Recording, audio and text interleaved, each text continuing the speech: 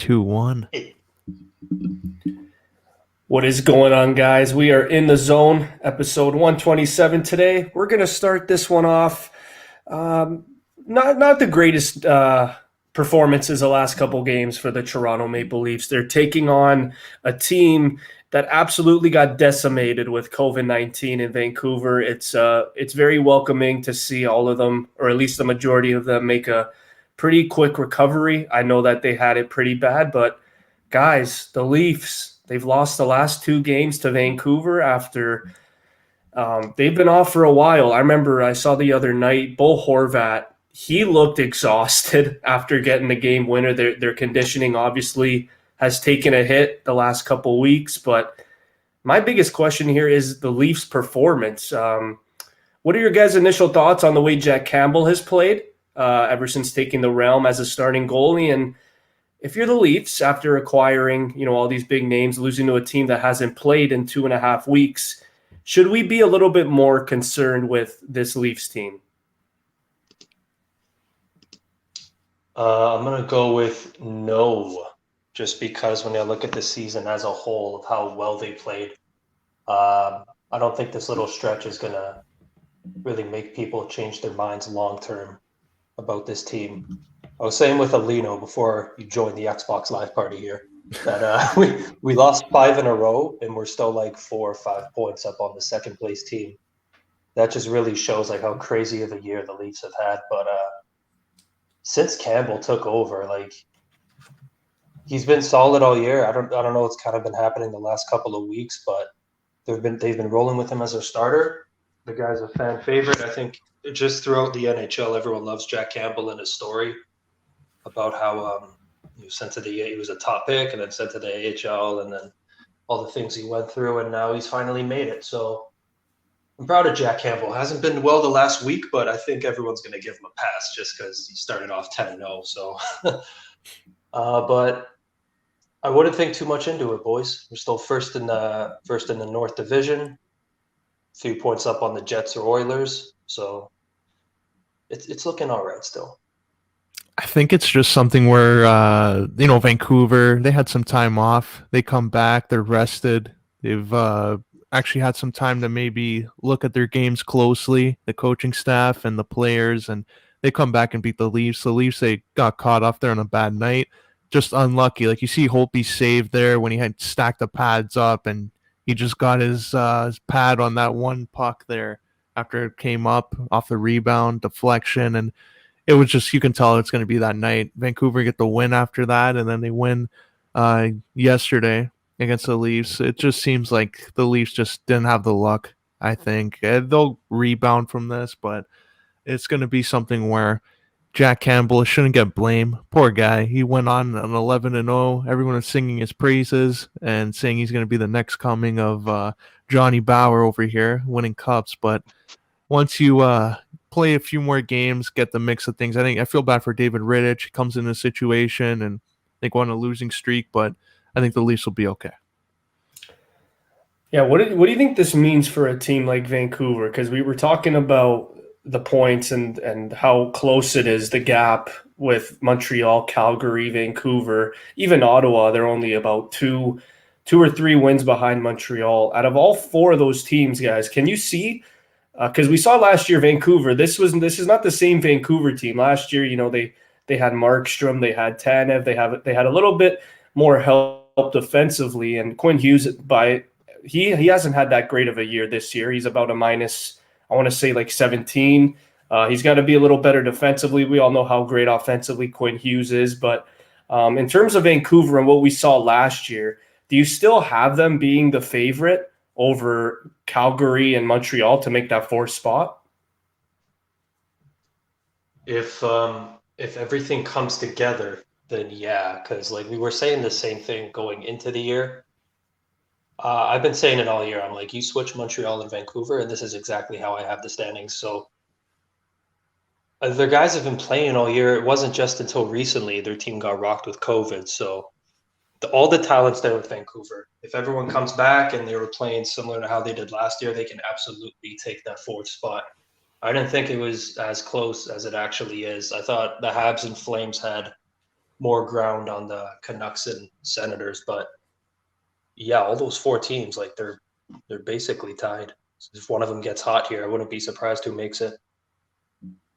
Yeah, for sure. I thought Vancouver, like coming into this team, that's a playoff team. Like you look at the star power they have with Pedersen, Besser, and like their defense is pretty stable. Myers there, Quinn Hughes is unbelievable. And then in goalies, they have like you have Holtby coming in as a Stanley Cup winner, Demko.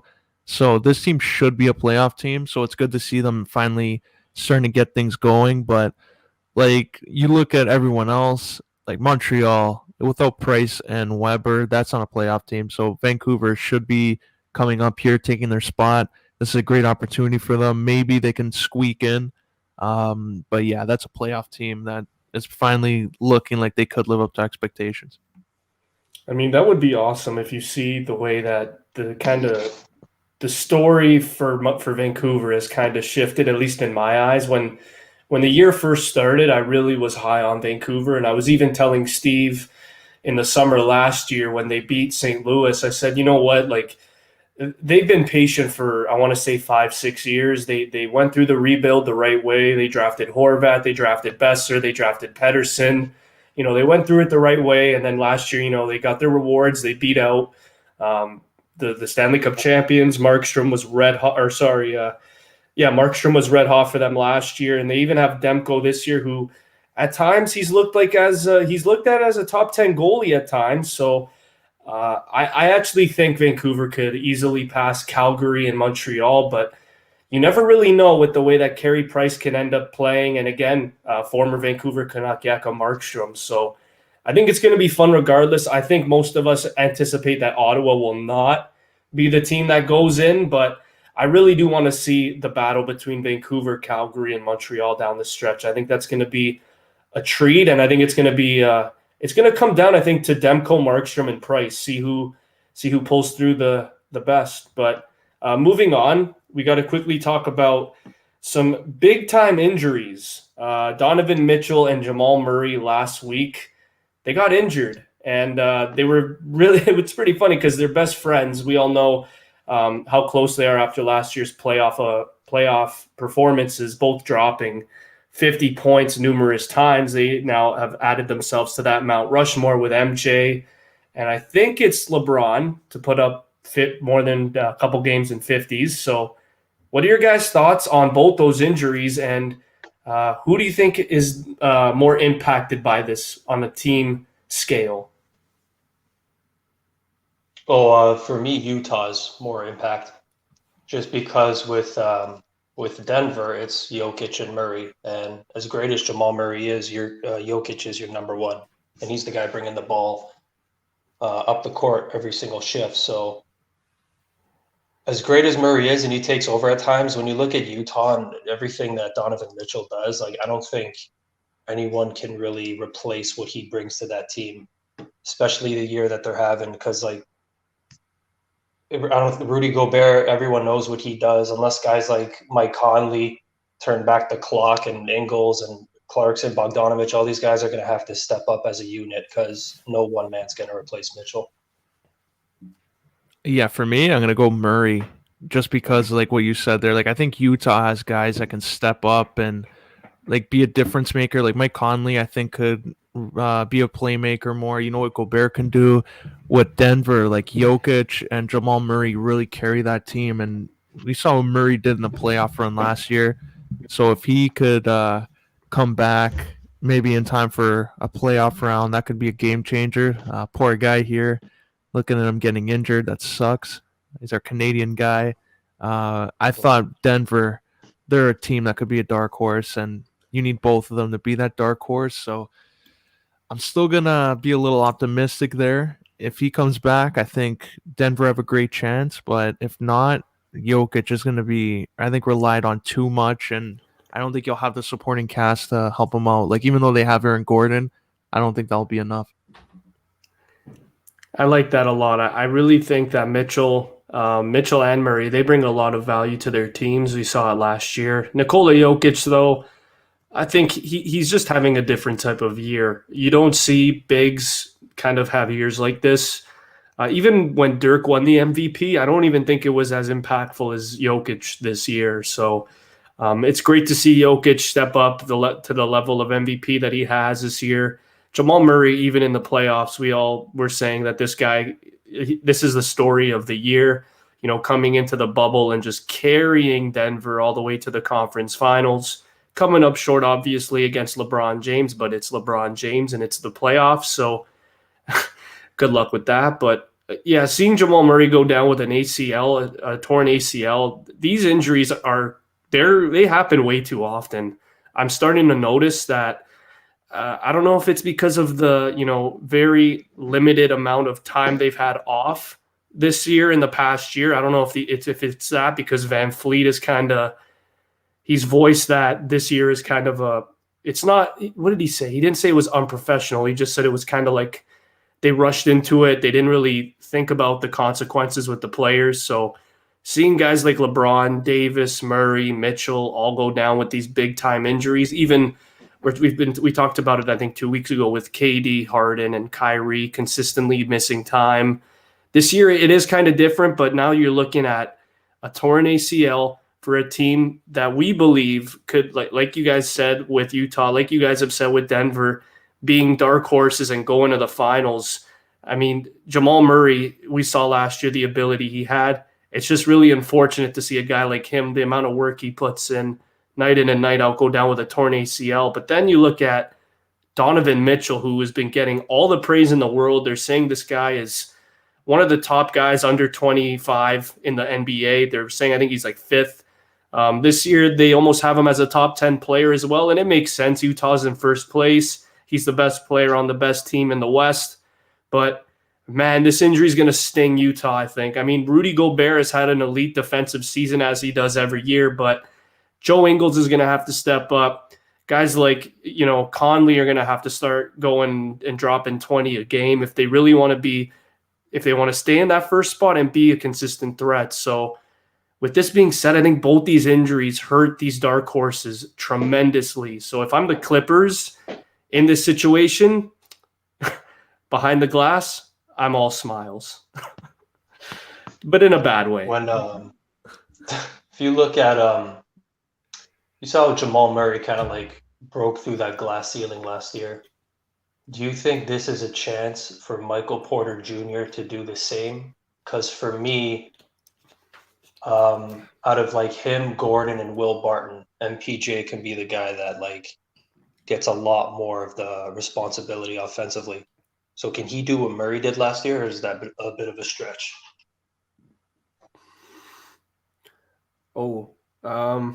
I want to say, yeah. Out of all the three guys you've mentioned there, MPJ is the guy. I think he gets the ball the most when he wants to. I know Will Barton has been a big part of their offense for years, but I think Will Barton is starting to realize that he wants to be the leader there. He wants to be in a leadership role. He already is, but he wants to limit his shots. He wants to be a little more efficient. MPJ is in a spot where this is his second full season in the league. Basically his third year in the show, but second full year. I think he's starting to realize that now with Murray down, guys like Aaron Gordon, who they're very limited when it comes to position. I mean, Aaron Gordon, they've said he can play the three, but I really don't see that too often. So you could have Porter Jr. play three positions, arguably, just the way he shoots the three. You could put him at the two if you really want to go with a bigger lineup. You could put him at the three. You could put him at the four. So I don't think he's going to go off like Jamal Murray, but I do think that for Denver's playoff chances and for their chances to get a title, I think MPJ has to start kind of playing like the player comparable that he was supposed to be, and that was supposed to be Paul George. So if you can get anything like that out of MPJ, then Denver is still a very dangerous team in the West. Yeah, I can see that, but like if Aaron Gordon doesn't shoot the three as good as, let's say, a Michael Porter Jr., it might not be the best of fits right now, because then you're limited at your depth positions. Like Will Barton, he's going to come in, he's going to get his touches, but then who else is going to be that guy off the bench for them? That's going to be a problem. Like right now with Murray, it balances everything out. You know who the shooter is, you know who the ball handler is, and you know who's going to get the plays running in through the post. So I think right now they're in a little bit of a bind, their coaching staff, but if they can manage at least for the first round and get comfortable, they might be able to go to a conference final. But right now, I don't see it with Murray out. Yeah, it's just tough, man. Like they're in fourth, and you don't know where they can finish because the West is looking pretty open. I mean, we were just talking about it before. Like you have San Antonio, who's been in it all year. They're now out of it. Golden State, with the way Curry's playing, he's really trying to make this team make the playoffs. They're literally, I think they're a game behind Memphis. Memphis is a team where I thought Jaren Jackson was going to come back in February, and this guy just hasn't played all year. They're taking the safe approach with him. He's only 21 years old, so you got to ease him back into the lineup. Valanciunas as well, just going down with that concussion. So it's tough with Memphis. I don't see them making the playoffs, but in terms of Denver and teams like Utah, can you really see Denver taking a plummet, kind of like the way the Lakers have without LeBron and AD, or do you think this team is a little bit better as an overall unit? As an overall unit, I think they're better than the Lakers without the two that they have now. I just think you said it before with Jokic. He's in a different world right now. He's top 3 right now for MVP voting. For the regular season, guys like Gordon and Barton and MPJ and the guys we mentioned, like I think they're a lot better than the guys that the Lakers have in their depth chart. So I still think they'll stick in that spot for pretty much most of the year. Yeah, I'm with you. Like, I don't know. It's going to be tough because right now there's so much shuffling with the standings, and the teams that started off so well are now like coming down to earth. And then some of the teams that were struggling, they're finding themselves outside, maybe in the 9th and 10th spot. So it's all going to depend on how that play-in tournament, like everyone does in that, how some of these teams finish the year with dealing with injuries and load management. So the Western standings, like going into the playoff rounds, might look a lot different than what it is right now, which is kind of crazy. Yeah, I think it's going to be awesome to see. What happens here with the Lakers. You really don't know what to expect on a nightly basis from guys like Kuzma and Horton Tucker and Schroeder. Even with, I'm looking at Denver's lineup, like Will Barton, he can probably drop 14 a game. You have, MPJ when his confidence is up. He's kind of like a Powell to me this year. Like you really don't know if he could drop 14 or all the way up to like 30. So even when you look at Utah, Gobert, Ingles, Conley, they have a couple. I think Royce O'Neal is still there and he's playing meaningful minutes. So I think with Denver and with Utah and the injuries that have occurred, I still think that they're a very, very scary team. But if you're a team like the Clippers and the Suns and the way they've just been rolling all year, I know a lot of guys, they don't really take Phoenix as a really, really serious threat because they're still relatively young. But when you have a leader in Chris Paul and you have a great scorer in Devin Booker, I still think, man, like, call me crazy. I've been saying the Lakers for a whole year now to come in to win and go to the finals. But I wouldn't be surprised if Phoenix kind of pulled that Denver type story from last year and they kind of went maybe not to the finals, but to the conference finals. So I guess this is where I'll kind of lead on to with these two guys going down and with Phoenix being so healthy for most of the year. What is the absolute ceiling realistically for this Phoenix Suns team? Just for this year? Yeah. I'll say second round. I feel like Phoenix is going to they'll be one of those teams that just get shafted because they're second place right now. They could play the fucking Lakers in the first round, and the Lakers might get LeBron and Davis back. Like, this is a fucked up year, isn't it? Because Chris Paul has done so much for that Phoenix roster. Devin Booker's 25 like he always does. Ayton's he's progressively been getting better throughout the year. I don't think he's been amazing, but he's been solid. Saric has been good. Bridges has been a lot of good players over there, but the experience is not there with most of those guys. If they run into a team like Portland or LA, I could see Phoenix going out first round. Yeah, I can see that too. Like, unfortunately, I think this is the ceiling because, like, Chris Paul is good. Like, he really has helped Phoenix a lot. Like, Aiden's still developing. Booker is becoming that elite, like, MVP caliber guy. But I just think they're missing something. And if you're going to play a team like the Lakers, where they're a little bit better in terms of balance with LeBron, AD, and then their depth players, and then if you go even match up with a team that comes up like at Dallas, I think you're still screwed either way. So in a playoff round this year, I'll say that they'll probably be out first round. Probably if they play Dallas, I see Dallas beating them in 5 or 6, and then once they see in the offseason some players that they can bring in and come help them and find out where some of their players, their strengths and weaknesses are playing around, shooting, and then rebounding. Maybe that helps them next year. But yeah, for this year, I think it's a first round exit.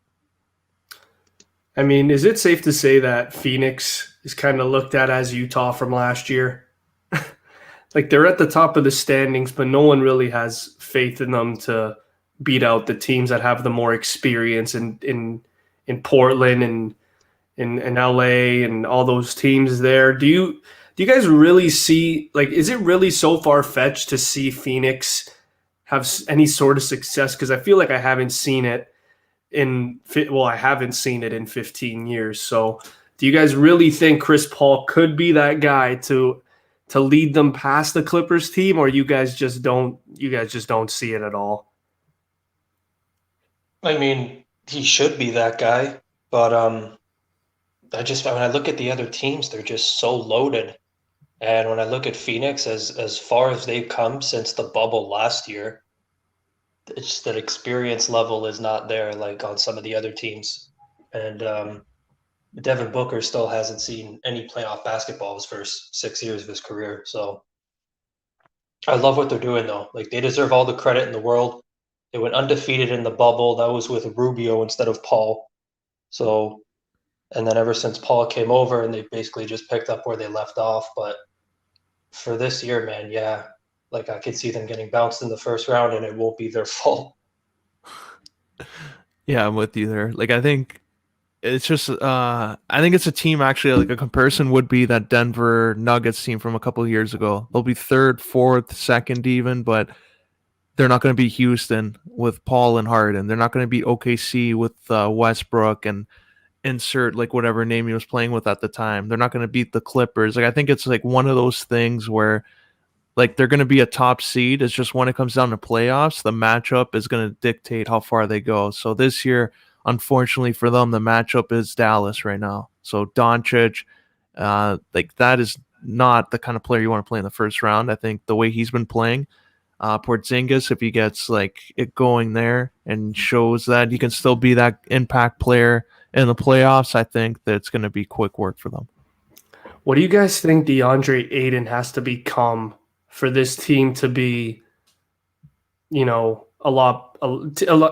a lot more seriously? Because I've been looking at Ayton's stats, and it's actually taken a drop off. Obviously, when you acquire a guy like Chris Paul, the points are obviously going to go down. But he knows what his role is. That's to be in the paint, to be the dominant center. But in terms of what you guys have seen the first 3 years of DeAndre Ayton in this league, going first overall, of course he went before Trae Young and Luka Doncic. You scratch your head now when you look back at it. It was a need that they needed.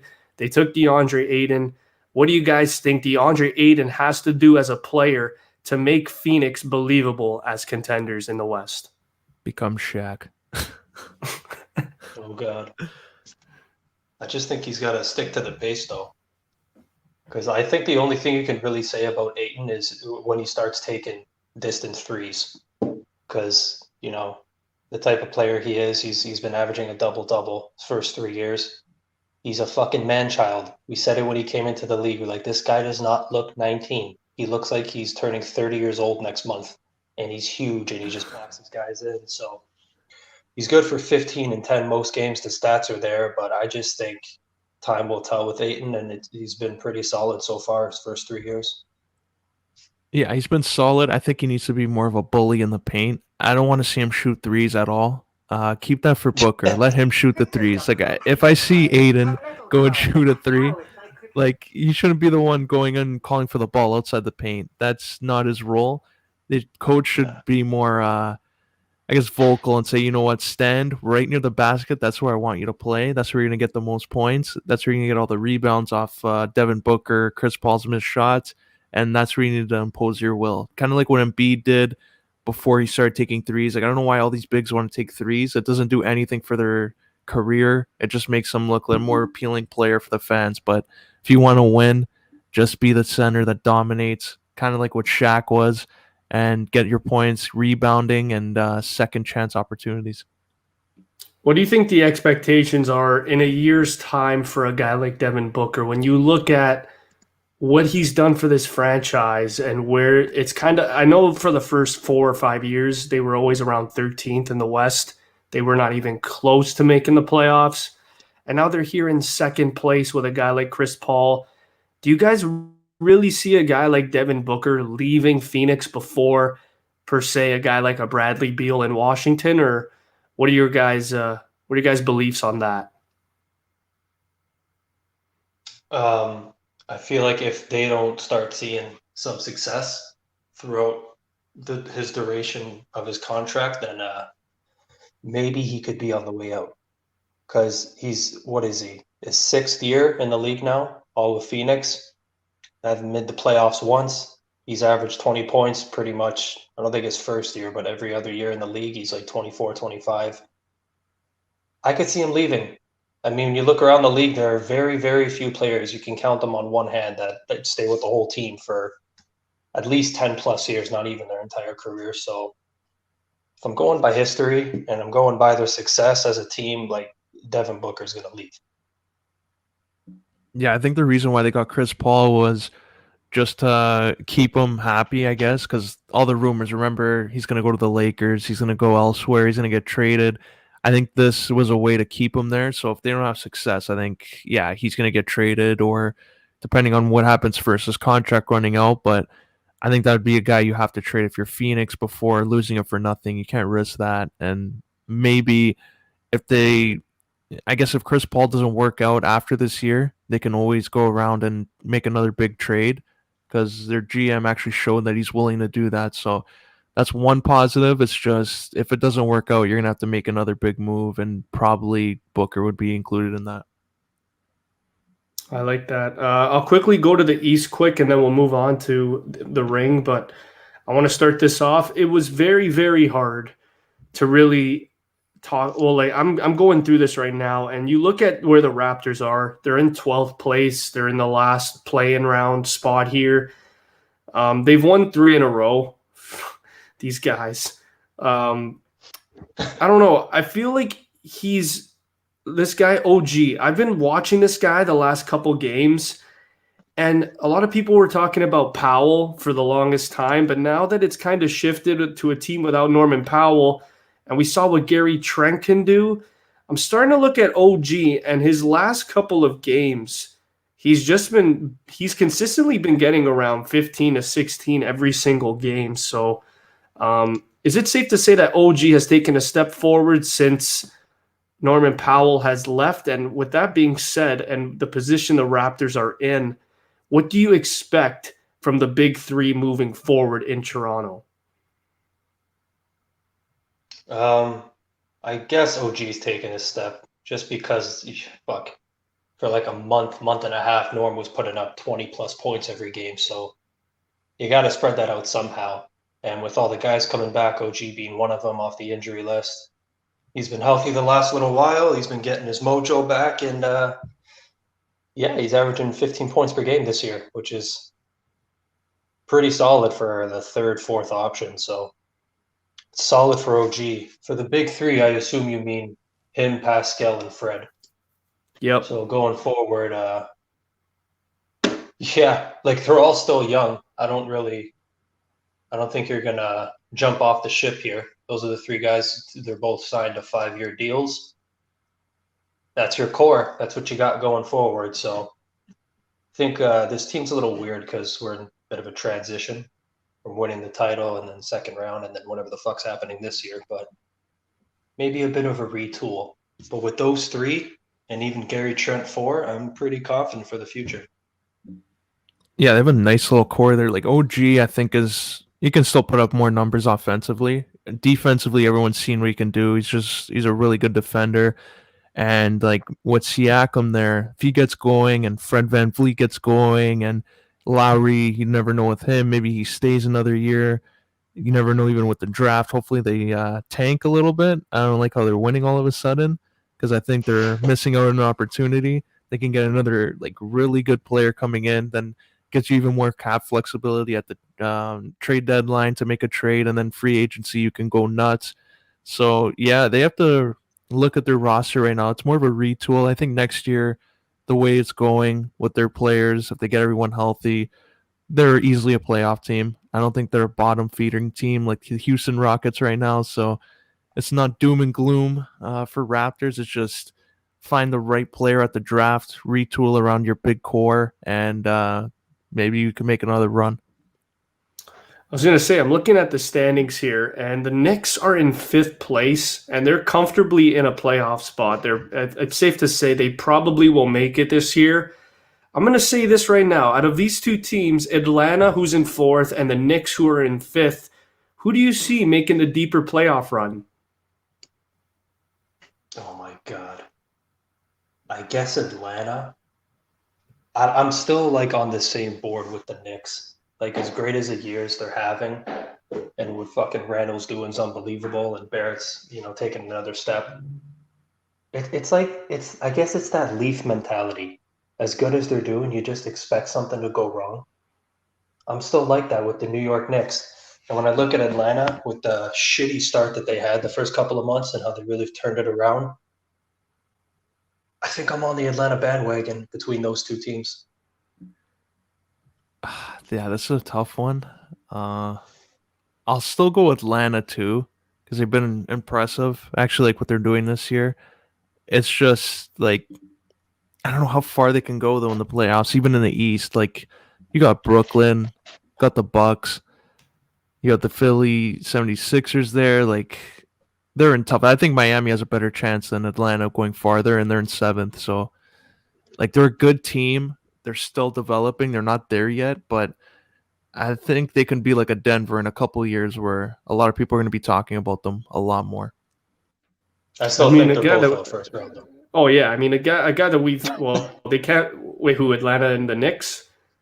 They're facing each other in the first round right now. Is that what it is? Holy shit! Yeah, isn't it one play 6 though? No, one play. It's 7 to 12 in that play-in tournament thing, and then they reseed. So it's kind of like what the NHL did when they had that pre-divisional playoff round robin, and then they all come in. It's like the preview kind of thing. Huh. Then they reseed. I absolutely love this shit for the Knicks because like we've been bashing them for so many years. And Max Kellerman, poor guy, like Stephen A gets this guy a Randall Knicks jersey, tapes it on the back, and I guess Randall saw that and he looked at as motivation because this guy's year, oh my God, this guy has to probably be in the MVP conversation, man. I know he's not going to win it, but he probably has to get some votes there, man. This guy's carried them all year. He's averaging 26, 10, and 6, and he's just dominating, man. Even his playmaking, I don't know where this came from with Randall. This guy last year or 2 years ago with the Lakers, he was one of the most selfish players in the league, and now this guy's passing it. I think a lot of people, we talk about Kobe's death, and a lot of guys took it differently, and they took that, as a little bit more motivation. I think Randall, he's a guy that, playing with Kobe in his rookie year and seeing, what a big impact Kobe had to everybody around him. I feel like this is where Julius Randle took that, bottled it up, and motivated him, and it just turned him into a monster. I really hope this is consistent with Randle because we all know the expectations in New York and at Madison Square Garden is like the expectations at the Bell Center and at the ACC for hockey. So, sorry, Scotiabank Arena now, but You talk about Julius Randle. What a year he's had. What a story. Derrick Rose, aligning with Thibodeau. I still think the Knicks can win and beat Atlanta, but when you talk about the next round after that, you have the three dominant teams in Brooklyn, Philly, and Milwaukee. Good luck, Randall. Forget about it. If Randall could beat out a Giannis, then we gotta start talking about Julius Randle in another type of light. But I love it for the Knicks. I love it for Atlanta. Even a team like Charlotte, who you get LaMelo Ball. They've been in and out of the playoffs all year, guys. It's been so weird because Terry Rozier one game will drop 40, then Devontae Graham will drop 40, then PJ Washington will drop 30, and they just have so many different guys that can put the ball in the hole. And I think that's what makes Charlotte so lethal.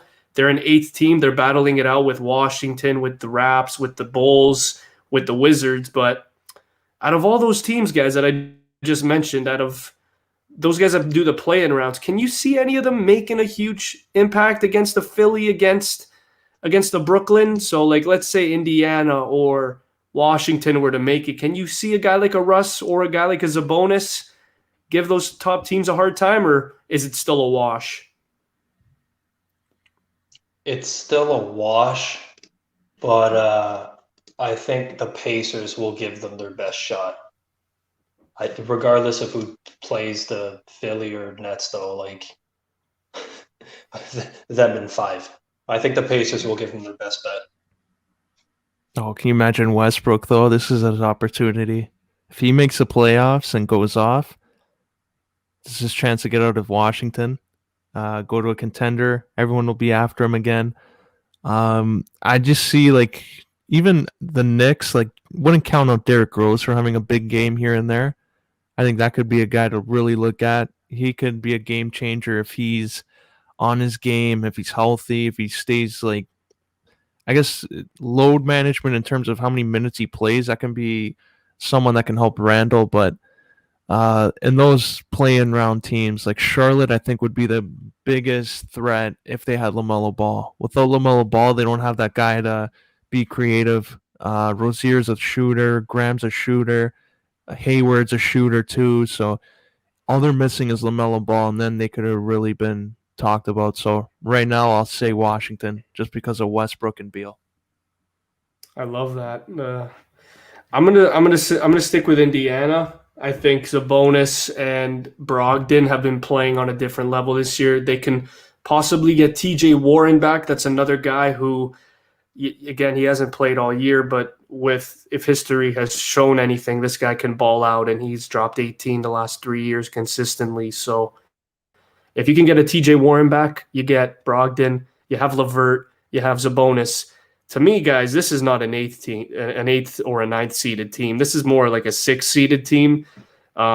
It's kind of funny. You think of where Indiana is and where the Knicks are, you kind of swap them, and then that'd be a little bit more accurate. But I really like it with Indiana. I really like it with Washington. Both of your guys' takes were solid.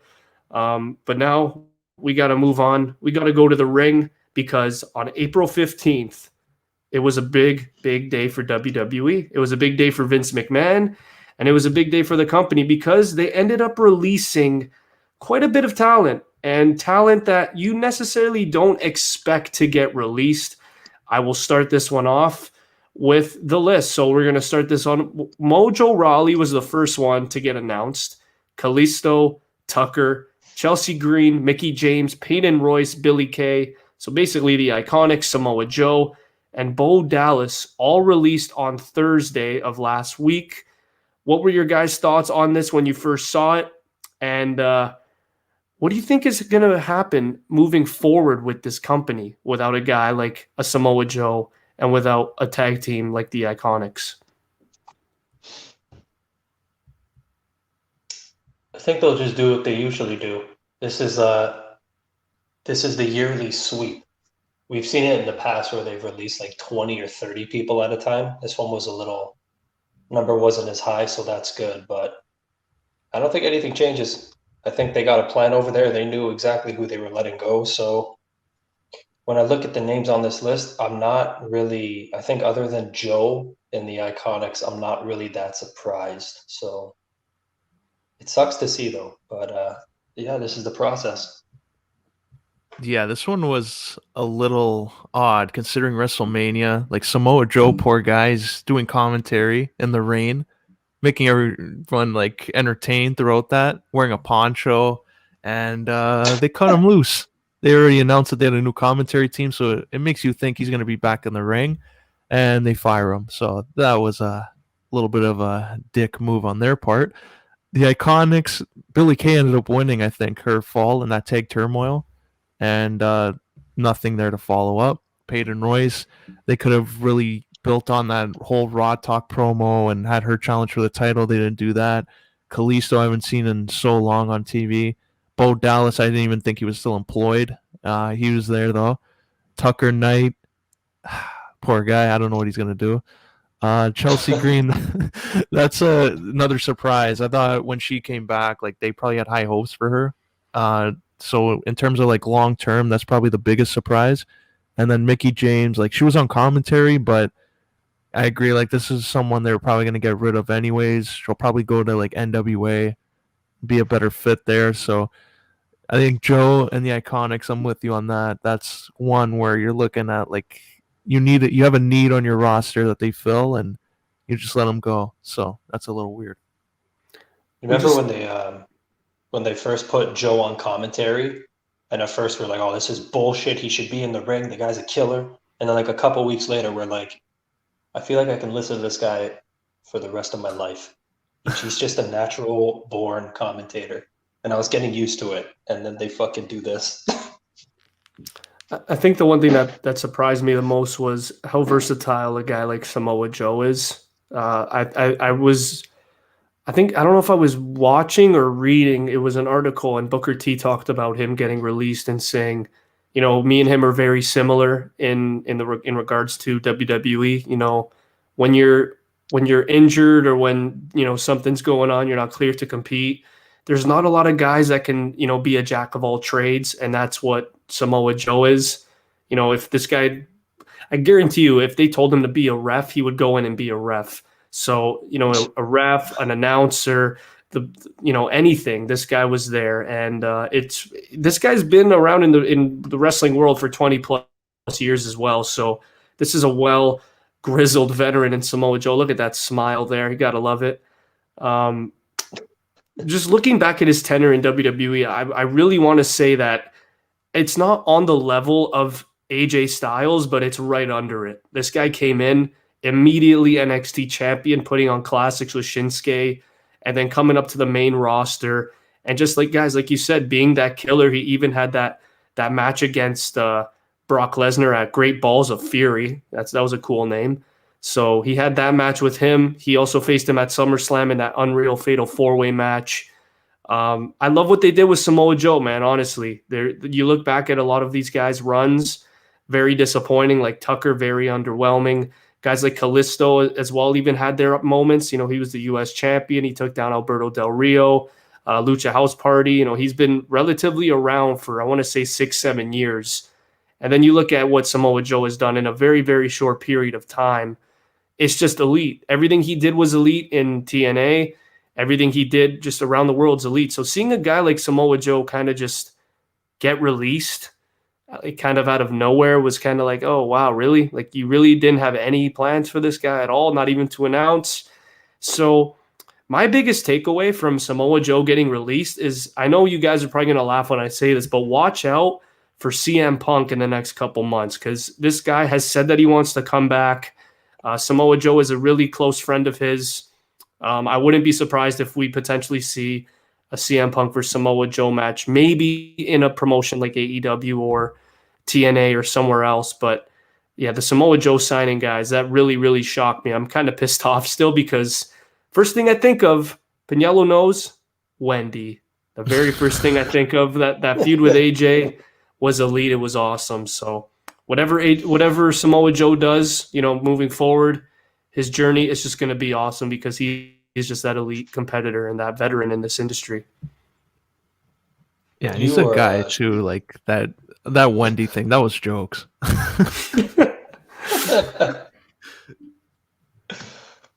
With that feud though, Punk and Joe, I think you're shooting for the fucking stars there.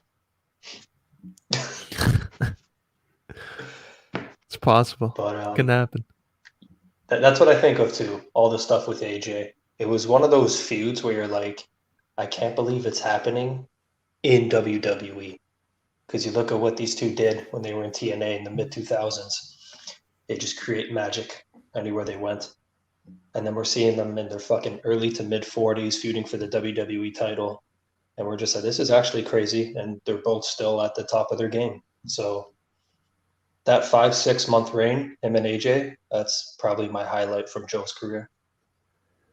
And then Joe's career too. Like when you think about it, like I remember at that SummerSlam media day thing, I don't even think he was on the card, and like he was still the same enthusiasm. Like got a chance to meet the guy, nice guy, talking about like being a heel, and it's like a head scratcher that a guy like that who has that kind of knowledge of just how to work a crowd. And he was talking about how some guys don't like being booed even though they're a heel, and they try to be cheered, and they don't like it when crowds maybe boo them a little bit and it rubs them the wrong way. Then he even like talked about going to NXT. Like this is a guy who should not have been in NXT to begin with. He was a main event guy. Drew like 2 million viewers a week with Kurt Angle and TNA. And then he goes and checks his ego at the door and goes down in developmental basically. So for what he did, he was the first guy to do that. AJ never did that when they first offered him that deal and turned it down and went to Japan. Joe did that, so I think that's a little bit of a slap in the face that they say he was the first guy to check his ego at the door and go to developmental, and they repay him by saying, you know what, we don't need you anymore.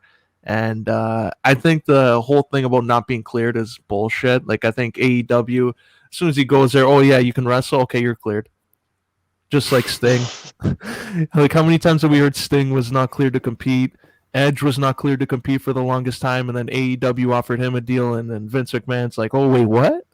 We just saw a test come up now. You're cleared to compete. Miracle. So I wouldn't be holding too much stock in WWE's cleared to compete policy right now. I just feel like you look at what WWE has done over the years with these injured stars. It's kind of come back, and for the time being, it's bit them in the ass, but time and time again, I don't know what it is. I don't know if it's luck or whatever, but guys like Edge and Daniel Bryan, going through that where they can't really compete for X amount of years, and all of a sudden they burn their bridges, they come back, and they're better than ever. So I don't know if this is going to be the same with Samoa Joe with this concussion. I don't know if maybe they said to him after he got released, like, hey man, like if anything, if you can come back, maybe we can have you back in a year and a half, whatever the case may be. Maybe Samoa Joe was fed up not wrestling in front of no fans. I know some wrestlers, not a lot of them, because he's the type of guy, like you said, to check his ego at the door, but a lot of guys like Brock, a couple other guys, they don't like wrestling when there's nobody there. So I can't wait. My biggest thing with this whole thing with Samoa Joe is I can't wait to see where he goes. Kind of like when Rusev got released, we knew right away he was going to AEW, obviously, but you just think of certain dream matches that he could have. So if he were to go to AEW, can you just imagine right away you have Samoa Joe face the Cleaner? Like these matches, like these are unreal. This is unreal type of stuff. It's unpredictable. It is a business, like we all say, but I don't know, Aulino. I feel like with Samoa Joe and that concussion, the age he's at, I don't know if I'd say it's bullshit. It's just sometimes I feel like WWE, they take the too cautious approach and it bites them in the ass in terms of that. So I don't know if they're being too cautious with Joe or whatnot, but I just hope Samoa Joe, once available, he's fully healthy and he can continue to do what he does best, and that's put on a show for the fans. Or Christian was concussed too. That's another guy. He's cleared. Wrestling Weekly. Mick Foley, remember all the concussions he had? He went to TNA, had like 50,000 matches where he went through a chair, table, and just all over the place. Cage. let's see who else was career ender right there. RVD. Holy shit. So I think this is a way for Joe. You know what? He's gonna go to AEW or back to Impact, be the main event guy, and WWE will probably call him when his contract there is up for one more run, probably back on commentary. So all in all, though, for Joe, business decision now. Go get the bag, get that money, because he's a star. Another like Billy Kay and Peyton Royce. These two, they've been together for a while since coming up, but I know Billy Kay, I guess she doesn't have as much stardom as Peyton Royce as a single star, but can you see AEW, landing both of them kind of like what they did with the Revival, or can you see maybe both of them going to different promotions? I can see them going as a package deal, just like how they got released. This is a weird one too, though, just because like Peyton Royce faced Asuka like not even a month ago for the Raw Women's title, and now she's on this list. They have been misusing her basically since they broke up, which to this day I don't think anyone knows why. But I've enjoyed what Billie Kay's been doing. It's actually been so jokes. She just walks around with her fucking resume, and all of her backstage skits are hilarious. She's just trying to insert herself into anything she can. I thought that's been so funny the last little while. Kind of wanted to see like where she'd end up, and she ends up on this list for some reason. So I think wherever they go, they'll go together. But yeah, solid potential in the both of them. They can do whatever they want. Yeah, it'll probably be a package. I can see actually like Billie Kay would be like a good manager for Peyton Royce. Like she doesn't have to wrestle maybe once in a while, but like I think they have something there. She would be like her hype woman type of thing, and then go around and give resumes on how good Peyton Royce is. Maybe like go and say this is why Peyton Royce should get a shot at the women's title in AEW or Impact or wherever they go, and maybe play off that and then help build up Peyton Royce even more as a single star. But like even looking at other guys on this list, like Bo Dallas, this is a guy in FCW. He was highly touted blue Money. chipper. Yeah. He was money. Main event caliber. Like he comes up and didn't really end well, I guess we'll say, but where do you guys see him going? Oh man, he's going to AEW, man. I'll say Impact just to switch it up, but I feel like Bo would be a guy. He's just gonna take a fucking year off, maybe, and then he'll get back into it. But he really he went backwards. Like he started off hot, and he came up with all the potential, and they didn't do shit with him. And then he was in the fucking Social Outcast, and then he was doing nothing for a year. And then they brought him back with the B team, and then he was doing nothing again. I'm like, this guy has been all over the place. His success came a little too early. I think the guy, he might be like 30 years old now. He's been around. He came in so young at the time, and they really fucked that one up. So for Bo Dallas, I want to see him in Impact Wrestling. Yeah, I just think of the first thing I think of with Bo Dallas was his feud with Wade Barrett when he came up and he went in the Rumble and he eliminated him, and everyone's like, "Who the hell is Bo Dallas?" And then we look back at his NXT resume, and it's also pretty solid. So, if anything, if you really wanted to be a smartass, you could really say that Wade Barrett's release really messed up Bo Dallas, like his long-term plans. Because I feel like they had Bo versus Wade Barrett for like a meaningful match, and that never really ended up happening. But in terms of what could have been with Bo Dallas, I feel like they really this is a weird time they could have released him, because there have been rumors with him and The Fiend, like he could help him out, and he's Bray's brother and all that stuff. So it's really bad timing when you think of creatively for the product. But Bo Dallas, man, he deserves it. He hasn't been doing much. For the most part of his career, he's been looked at as nothing better than a jobber. I remember when he was with the B team and, they were the tag team champions and the fans were behind them. That was absolutely awesome. Kind of reminded me of when Heath Slater and Rhino were the tag champs.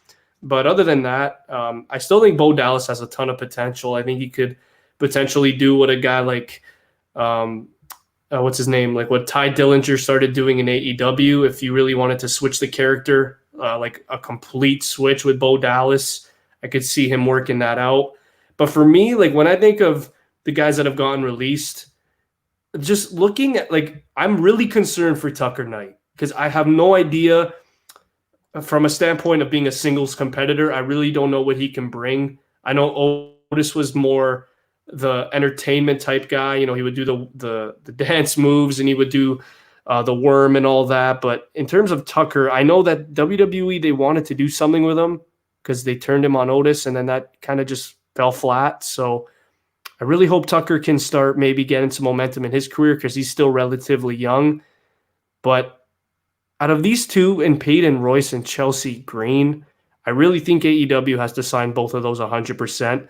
Just when you look at the women's division in AEW, it's still kind of getting its traction. It's starting to get going now with Britt Baker now being healthy and cutting those unreal promos. And I think if you get Chelsea Green and Peyton Royce, regardless, your division's in a better state. So if I'm AEW, I'm going out and getting Chelsea Green, who unfortunately, for whatever reason, she only had one match. I think it was in November and then wasn't really seen again. So if I'm AEW, I'm circling Peyton Royce and Chelsea Green. Yeah, if I had to put money on one of these guys going somewhere, it would be Chelsea Green to AEW. And you know exactly why. I think actually Impact with Matt Cardona over there. Is that where he is? Yeah. Oh, fuck, never mind, Impact. But like even Kalisto is a guy, like I don't think he's gonna have trouble finding work. Like you look at the cruiserweights or X Division Impact, I think that's a guy that they're circling. As soon as he was released, I think they were already sending a contract offer his way. Like I agree with Tucker. Like I don't know where he's gonna go. Like Ring of Honor. Like I don't know. It seems like he would just be another guy there. He needs like a whole repackage. I don't know what he is as a singles guy. Like Mickey James is obviously probably going to NWA because of Nick Aldis. So like there's not too many off the board here that you can say like I know what this guy's gonna bring, and I think he's gonna find the most trouble out of all of them. Yeah, and that's puzzling just based off what you've seen from them the last 2-3 years. They were rolling as heavy machinery for the longest time, and stakes and weights, baby. You know, that was their thing. And then all of a sudden, we got to give Otis the Money in the Bank briefcase, and we're gonna just kind of put you aside. And I liked the whole storyline when you looked at it from, you know, Sonya and Mandy and Otis and all that, but it kind of just fell flat. And Tucker's just there looking like an idiot, not really doing anything. So, on one side of the spectrum, it's very unfortunate for him. But on the other side, if you look at it as this is a huge opportunity, just kind of like a guy like, what was his name? He had that losing streak, Kurt Hawkins, when he got released. He kind of looked at it as a blessing. So if Tucker can take that approach, repackage himself, come back, maybe lose a couple pounds, get a little more shredded, maybe we'll see a different Tucker Knight in the free agent market. But for now, I agree. I think out of all these guys, I think Tucker, he's the biggest question mark for me. Where do you see Mojo going? I don't think he's going anywhere, honestly. I don't know if he's gonna continue wrestling. I'm not gonna lie. When you have those guys that are from the football field and then they transition over to wrestling, once you get released from your wrestling company, it's back to something else. So we'll see him on a podcast one day. I just feel like he'll take the same route that Ryback did. He'll just stick to weights, making those videos and doing the podcast. That's I think what Mojo's going to do. Maybe make an NFL podcast. Maybe he can link up with Gronk there, or Pat McAfee that we've seen now be a part of SmackDown for whatever reason. But yeah, I don't see Mojo really getting any calls out of all these people here. Maybe that's why he's not on this picture. I don't know. Could be the Impact. That's my backup choice. And then you tag team with Zack Ryder and Chelsea Green. There you go. Oh, man. Or maybe go to AEW and be like a football gimmick. He'll be the Jacksonville Jaguar or something like that. They would definitely put him in that uniform, 100%. What do you can you guys see Callisto maybe aligning with Pentagon? Oh, that'd be amazing, actually. Can you imagine that? That'd be Him, Ray awesome. Phoenix. They kick Pac out the group. Pretty sweet. The Dark Luchador group. Hey, maybe we'll maybe remember that comment. You never know. Maybe Callisto can join them. I'll pull an Aulino here on this pod. I'll say Callisto joins them. Oh, that'd be good. And who's the other guy that they released? Honestly, I forgot his name. He was Wesley with Blake? Buddy Murphy. Yeah, okay, it was Wesley Blake. I know it was Blake. I just his first name. Don't want to say. I was about to say Steve for some reason, but yeah, good thing. So it's Wesley Blake. I see him going to Impact. I see that a guy like he could be a guy there, another tag team guy. Maybe Eric Young when he comes back, probably join with him. So is another one of those guys. But Tucker, yeah, like poor guy. I don't know what he's gonna do.